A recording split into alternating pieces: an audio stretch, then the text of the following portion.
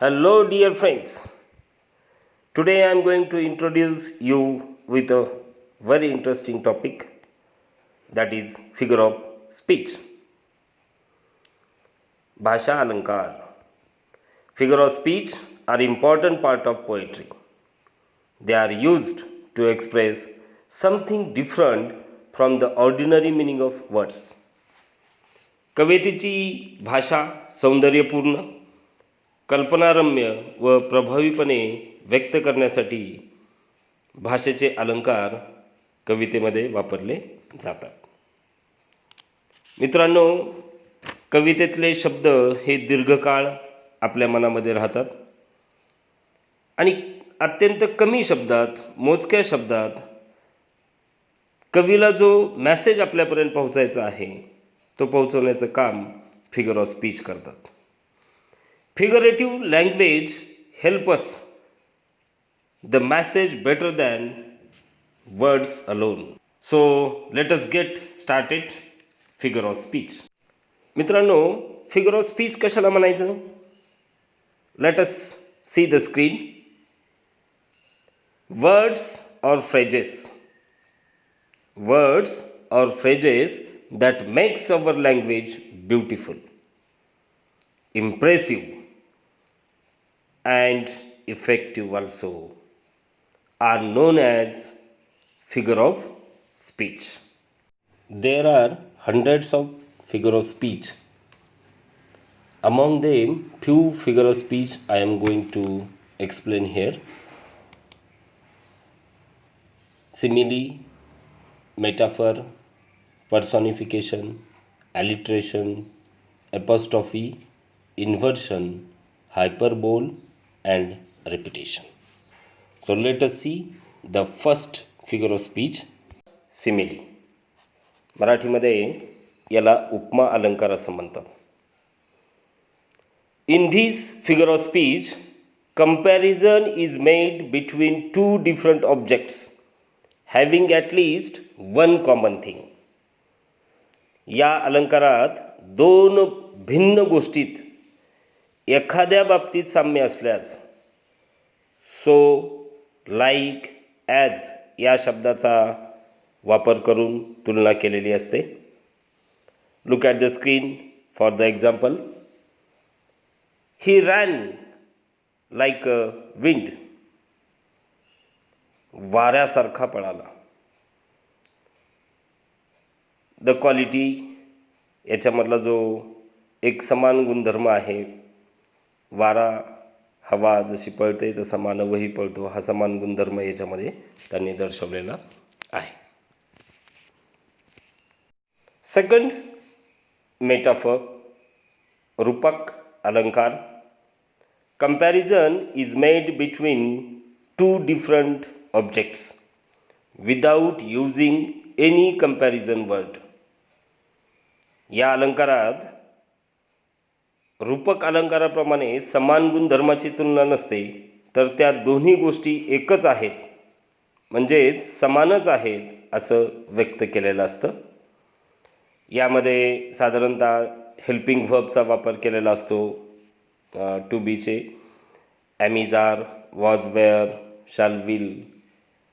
To हॅवचे have, has, had किंवा डूचे डू, डज आणि डिड अशा सहाय्यकारी क्रियापदांचा वापर केलेला असतो. For example, you have a flower face.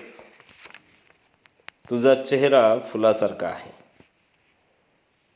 अशा पद्धतीचं हे उदाहरण आहे. पर्सॉनिफिकेशन, चेतन गुणोक्ती अलंकार. When a non-living thing is compared in respect of some qualities, the figure of speech is personification. या अलंकारात निर्जीव वस्तू सजीव आहेत असे किंवा प्राणी, पक्षी, कीटक यांच्यात मानवी गुणधर्म आहेत असे दर्शवलेले असते. For example, The wind blows down on earth in anger. राग हा मानवाचा गुण आहे आणि तसा वाऱ्यामध्ये इथं उदाहरणामध्ये असं सांगताय की वारं रागामध्ये खाली येत आहे. नेक्स्ट, ॲलिट्रेशन, अनुप्रास अलंकार असं याला मराठीमध्ये म्हणतात. When sounds are repeated in the sentence for musical effect or pleasing someone, the figure of speech is alliteration. या अलंकारात भाषेचा गोडवा किंवा सौंदर्य वाढवण्यासाठी एकाच प्रकारच्या दोन्ही असलेल्या अक्षरांचा उपयोग केलेला असतो. For example, see the circle of waves in the sea. Yes सुरुवातीचं जर पाहिलं SEEC मधील यस आणि शेवटचा SEAC म्हणजे समुद्र त्यातला यस, या दोन अल्फाबेटचा इथे म्युझिकल इफेक्ट वाढवण्यासाठी वापर केलेला आहे. म्हणून हे उदाहरण ॲलिट्रेशनचं आहे असं आपण म्हणू. ॲपॉस्ट्रॉफी, परोक्ष संबोधन अलंकार असं याला म्हणतात मराठीमध्ये. In poetry very often there are line in which the poet seems to talk directly to an absent person, an abstract idea, or a thing or object. Such device is the figure of speech apostrophe. या अलंकारात अमूर्त, निर्जीव, अनुपस्थित, काल्पनिक गोष्टी सजीव आहेत असं समजून विधान केलेले असते. For example, please open up my eyes, my lord. Please open up my eyes, my lord. Here poet is requesting God and God is absent. This is apostrophe. Inversion. When the words in the line are not in the correct order to give the poetic effect, the figure of speech is inversion. या अलंकारात काव्यात्मक परिणाम साधण्यासाठी नेहमीच्या वाक्यातील शब्दांच्या क्रमात बदल केलेला असतो. त्यास अनुप्रास अलंकार असं म्हणतात. For example, decision I must make. The correct order is I must make a decision. This is inversion. Hyperbole, अतिशयोक्ती अलंकार असे याला मराठीमध्ये म्हणतात. When a statement is overstandard, exaggerated for effect, the figure of speech is hyperbole. या अलंकारात एखादी कल्पना अधिक फुगून सांगितलेली असते.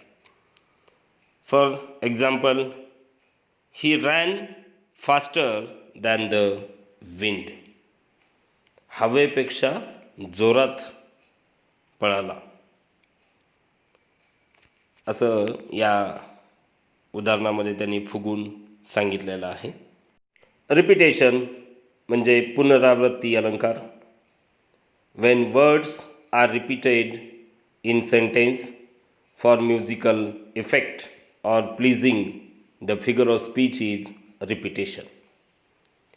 या अलंकारात काव्याचे माधुर्य तसेच सौंदर्य वाढवण्यासाठी शब्दांचा पुन्हा पुन्हा उपयोग केला जातो. याला पुनरावृत्ती अलंकार असं म्हणतात.